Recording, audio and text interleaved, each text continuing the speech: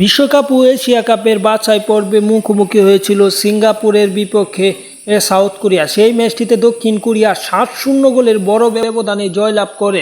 ম্যাচের প্রথম থেকে শেষ পর্যন্ত কোনো দিক থেকেই দক্ষিণ কোরিয়া পিছিয়ে ছিল না এবং 9 মিনিট থেকেই গোল শুরু, তারপর 20 মিনিট, 54 মিনিট, 55 মিনিটে 64 মিনিট সব কিছু মিলিয়ে 7-0 গোলের বড় ব্যবধানে সিঙ্গাপুরকে উড়িয়ে দেওয়ার মাধ্যমে বিশ্বকাপে তৃতীয় রাউন্ডে তারা চলে গেছে। এবং এই ম্যাচটিতে প্রথম থেকেই দুই দল সমানে সমানে খেলছিল তা বলা যাবে না।